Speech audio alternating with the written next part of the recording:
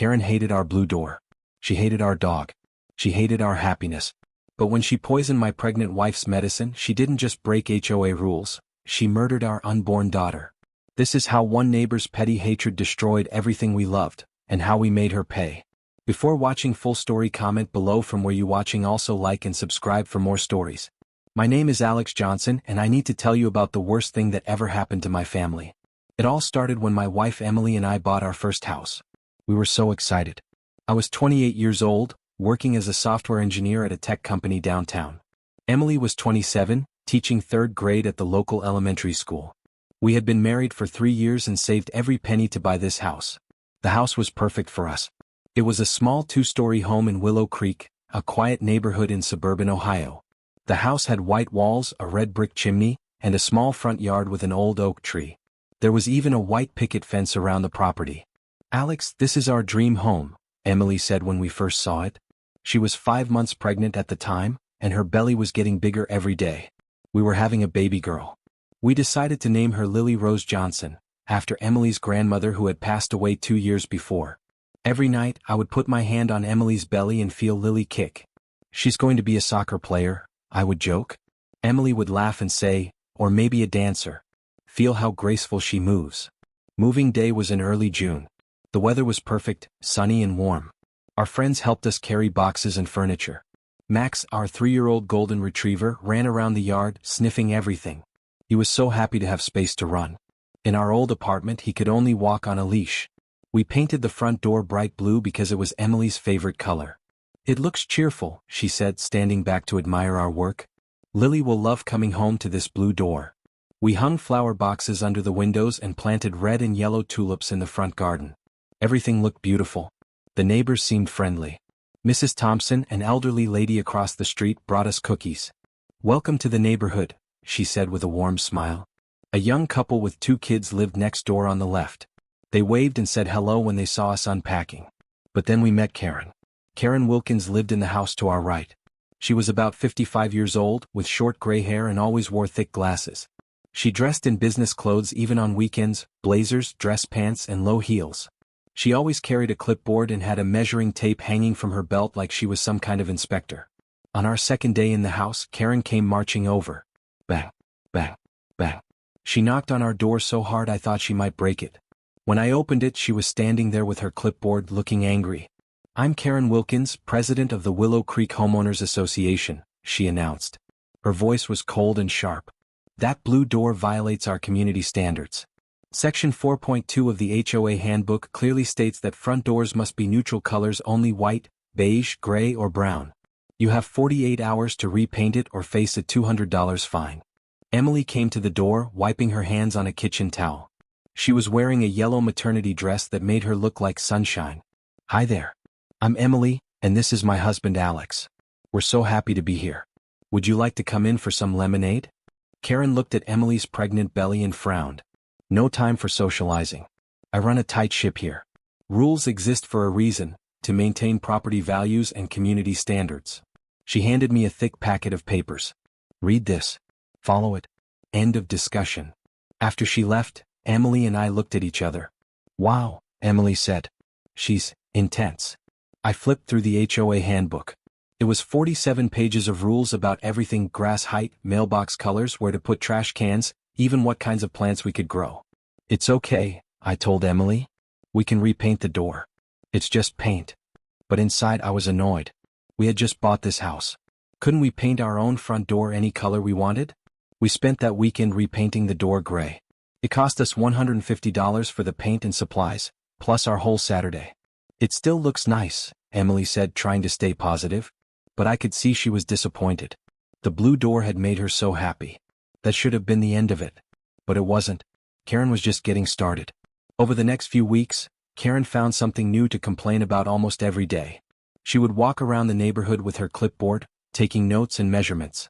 Sometimes I would see her standing in her yard, staring at our house like she was looking for problems. First it was Max. Our dog was friendly and well-trained. He only barked when squirrels ran across the fence or when someone knocked on the door. But Karen acted like he was a vicious attack dog. "Your dog was barking at 7:30 this morning," she said one day, standing at our door with another official-looking letter. Quiet hours are from 10 p.m. to 8 a.m. according to Section 6.1 of the Noise Ordinance. He barked twice at a squirrel, I explained. For maybe 10 seconds. Rules are rules, Mr. Johnson. Next time it's a $100 fine. Then she complained about our flowers. Emily loved gardening. When she was feeling sick from morning sickness, working in the garden made her feel better. She had planted tulips, daffodils, and some wildflowers along our front walkway. Those wildflowers are not on the approved plant list, Karen announced during her next visit. They attract bees, which could be dangerous for children in the neighborhood. Remove them immediately. Emily was upset. But they're beautiful and bees are good for the environment. They help other plants grow. Karen's eyes went cold.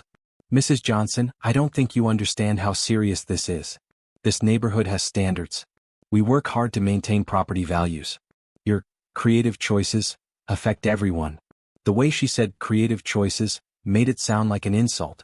Emily's eyes filled with tears. Pregnancy hormones made her more emotional, and Karen's mean words hurt her feelings.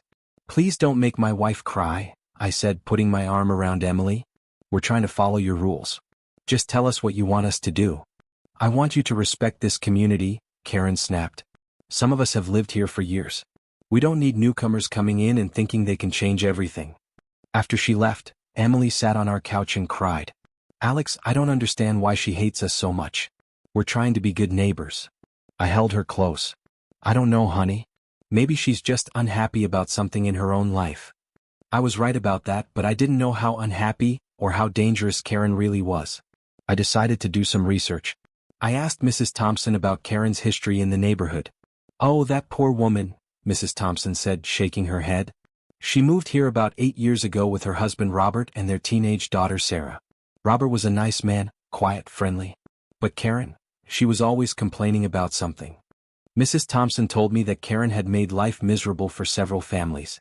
The Hendersons lived where you are now. Nice young couple with a baby. Karen harassed them so much they finally moved. Same thing happened to the Martinez family before them. What happened to her husband and daughter? I asked. Robert divorced her 3 years ago. Couldn't take her controlling behavior anymore. Sarah was about 16 then and she went to live with her father. I heard she doesn't even talk to Karen anymore. That explained a lot. Karen was alone, bitter, and taking out her anger on everyone around her. But knowing this didn't make her treatment of us any easier to handle. The harassment continued. Karen sent us official letters about everything. Our trash cans were 6 inches too far from the curb, our grass was half an inch too long, we left our garden hose out overnight. Each letter threatened fines ranging from $50 to $500. By this time, Emily was 6 months pregnant. She was having a hard time with morning sickness that lasted all day. Some days she couldn't keep any food down. She lost weight instead of gaining it, which worried both of us. Her doctor, Dr. Martinez, prescribed special medicine to help with the nausea. It was a combination of prenatal vitamins and anti-nausea medication in one pill. Take 2 pills every morning and 2 every evening, Dr. Martinez instructed. This should help you feel better and make sure the baby gets the nutrients she needs. The medicine came in a brown plastic bottle with a white cap. Emily kept it on our kitchen counter so she wouldn't forget to take it. This is so much better, she told me after a few days. I can actually eat dinner without feeling sick. I was relieved to see Emily feeling better. She started eating more and her energy came back. She even went back to working in the garden. Lily is growing strong, she said, rubbing her belly. I can feel her moving around more. We were so happy. We had finished painting the baby's room a soft pink color. We bought a white crib, a rocking chair, and stuffed animals. Emily would sit in the nursery sometimes, reading children's books out loud to her belly. This is where you'll sleep, little Lily, she would say. It was a Tuesday in late July. I had to work late at the office because we were launching a new software update. Emily was at home, resting because she had felt tired that day. Around 3 p.m., Emily called me. Alex, Karen is here. She says she needs to inspect our backyard for weeds. I don't want to let her in, but she has some official paper. I sighed. Just let her do whatever she needs to do. Don't stress about it. It's not good for you or the baby. Emily was nervous about confronting people, especially when she was pregnant. She always wanted to avoid conflict. Okay, I'll let her check the yard. But I don't like her being in our house. I'll be home in a couple of hours, I told her. Just stay calm. Later, Emily told me what happened. Karen came to the front door with her clipboard and a piece of paper that said, HOA Property Inspection Notice. Emily let her in and showed her to the kitchen door that led to our backyard. I need to check for weeds, overgrown bushes and any code violations, Karen said. She seemed different that day, more excited, like she was happy about something. Emily felt nauseous and needed to use the bathroom. I'll be right back, she told Karen. Just, please be quick. When Emily came back from the bathroom about 5 minutes later, Karen was standing by the kitchen door looking out at the yard. Everything looks fine, Karen said quickly. Just trim those bushes by the fence. She left immediately after that, without her usual lecture about rules and regulations. Emily thought it was strange how fast Karen wanted to leave, but she was just glad the inspection was over. That evening we had a normal dinner. Emily made spaghetti with marinara sauce, one of the few foods that didn't make her feel sick. We talked about baby names, even though we had already decided on Lily. What if she doesn't look like a lily? Emily wondered. Maybe she'll look more like a Rose or a Grace. She'll be beautiful no matter what we call her, I said, kissing Emily's hand. At 9 p.m., Emily took her evening medicine like always. 2 pills with a glass of water. Good night, little Lily, she said to her belly. Mama loves you. We watched TV for a while, then went to bed around 11. At 2:47 a.m. I woke up to Emily screaming. Alex, something's wrong. I jumped out of bed and turned on the light. Emily was curled up in a ball, clutching her stomach. Her face was white as paper and she was sweating like she had a fever. My stomach feels like it's on fire, she gasped. And Lily, she's not moving. She always moves at night. I looked at the bed.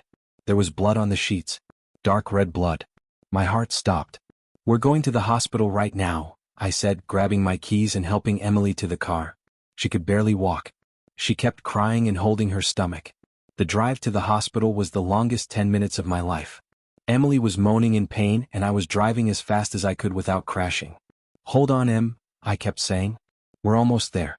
Everything will be okay. But I knew something was terribly wrong. At the emergency room, nurses rushed Emily into a room immediately. They hooked her up to machines and did an ultrasound to check on the baby. I'll never forget the look on the doctor's face when he looked at the ultrasound screen. He was trying to find Lily's heartbeat, moving the wand around Emily's belly. The room was quiet except for Emily's crying. I'm sorry, Dr. Peterson said softly.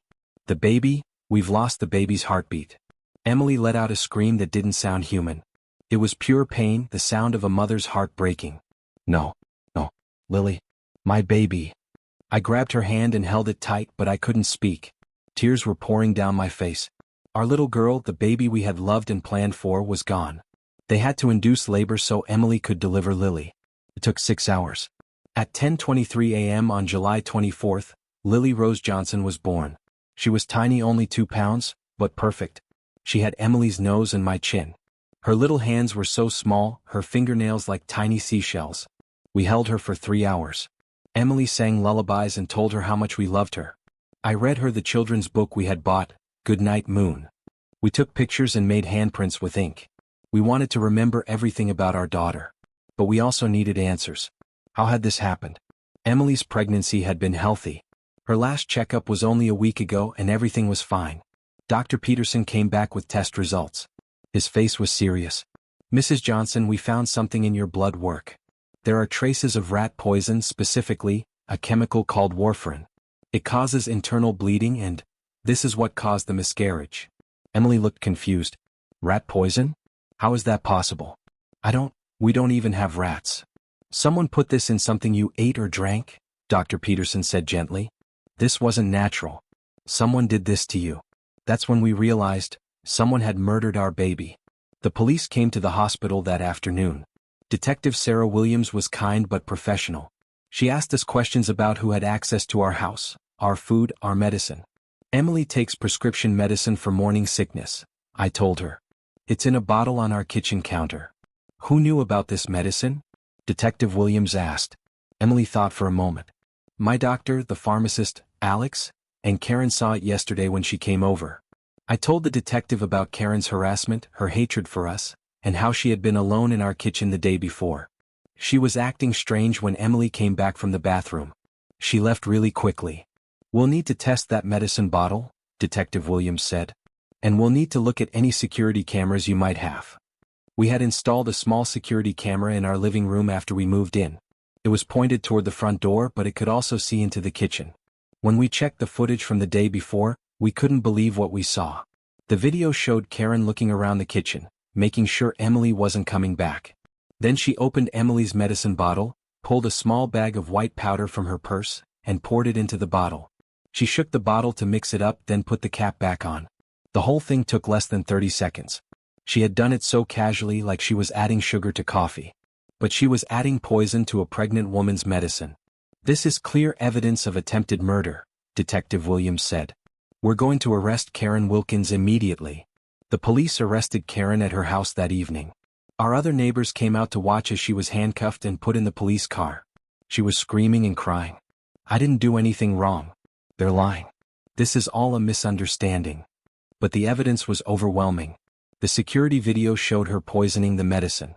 When police searched her house, they found the bag of rat poison in her purse, with Emily's fingerprints on the bottle and Karen's fingerprints on the poison bag. They also found Karen's diary, which was full of angry entries about us. She had written things like, "Those people are ruining our neighborhood, and they need to learn respect, and maybe they'll move if something bad happens." The entry from the day she poisoned Emily's medicine said, "Today I teach them a lesson they'll never forget." Karen was charged with attempted murder, murder of an unborn child, and several other crimes. She was held without bail because the judge said she was dangerous to the community. The next few weeks were the darkest of our lives. Emily couldn't get out of bed for days. She would lay there holding the baby blanket we had bought for Lily, crying until she had no tears left. "I failed her, Alex," she would say. "I was supposed to protect her and I failed. This wasn't your fault," I told her over and over. "Karen did this.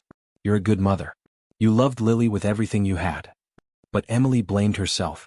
She stopped eating again. She wouldn't shower or get dressed. Her doctor prescribed antidepressants, but she refused to take any pills. "Pills killed my baby," she said. "I'm never taking medicine again." I took time off work to take care of her. I tried to be strong, but inside I was falling apart too. At night, when Emily was finally asleep, I would go outside and scream at the sky. Sometimes I would punch the garage wall until my knuckles bled. I was so angry. Angry at Karen for being evil. Angry at myself for not protecting my family. Angry at God for letting this happen. Our beautiful baby was dead because of one woman's hatred. We had a small funeral for Lily at the cemetery. Only close family and friends came. Emily's parents flew in from California. My brother drove up from Kentucky. We buried Lily in a tiny white casket under a flowering dogwood tree. Emily could barely stand during the service. She kept saying, "I'm sorry, baby. Mama's sorry." It broke my heart into a million pieces. Karen's trial began 4 months later. By then, Emily was a little stronger, but she was still fragile. She had lost 30 pounds and looked like a ghost of herself. Karen's lawyer tried to say it was an accident. My client thought the bottle contained vitamins for garden pests. She was trying to help with their yard maintenance. She never intended to harm anyone. But the evidence was too strong. The video showed Karen being sneaky and secretive. The diary entries proved she intended to hurt us. And the amount of poison she used was enough to kill an adult, not just make someone sick. Emily testified first. She was brave and strong on the witness stand even though she was crying. "Karen Wilkins murdered my daughter," Emily said clearly. "Lily was innocent. She never hurt anyone. She never even got the chance to be born, to take her first breath, to see the world.